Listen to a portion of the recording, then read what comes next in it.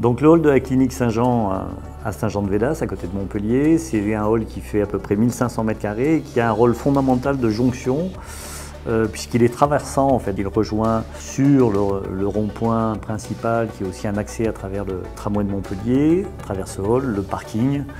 Et donc il y a vraiment tous les publics qui rentrent de part et d'autre de ce hall qui est très conséquent, très généreux à travers sa hauteur. Il est aussi très généreux parce que en son cœur on a dressé une immense verrière qui vient accueillir aussi une petite palmeraie. Enfin voilà, il y a une vraie notion d'accueil pour un public qui est plutôt un peu stressé parce que c'est jamais très agréable de venir dans une clinique.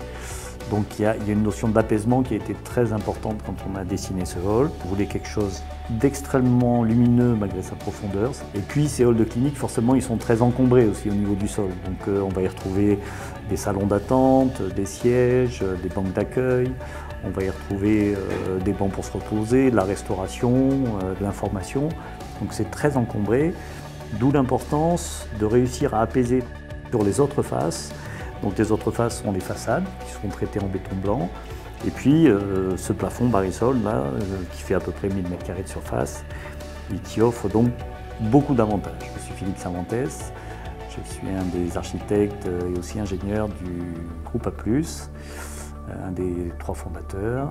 Et on a la chance aujourd'hui d'avoir un groupe qui fait une centaine de personnes implantées sur Montpellier, Toulouse et Paris. Nous voici dans le hall d'entrée de la clinique Saint-Jean, qui est bien plus qu'un hall d'entrée parce que c'est un véritable lieu de vie. Le choix des matériaux qui le composent a été réalisé autour de la pérennité des ouvrages et de sa facilité d'entretien. Donc des matériaux qui se suffisent à eux-mêmes, évitant tout revêtement rapporté. Ainsi, un revêtement de sol en grès cérame, finition polybrillant, et des façades en béton brut teinté de la masse. Restait le faux plafond.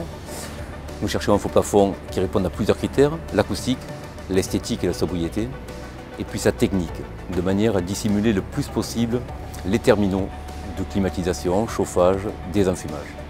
De longues études d'exécution ont été menées pour, au fil de cette conception, pouvoir y intégrer, bien sûr, toutes les bouches de soufflage, dissimuler les grilles de ventilation et intégrer les lignes d'éclairage qui ont permis de répondre aux besoins en termes de luxe nécessaires pour l'éclairage du hall.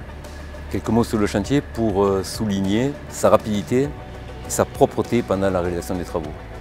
Ce qui aide sur un chantier mené dans un planning très réduit, dans un hall de près de 1500 m². Aujourd'hui, après 8 mois d'usage, nous sommes satisfaits de ce hall, de son confort acoustique et esthétique et des matériaux qui le composent.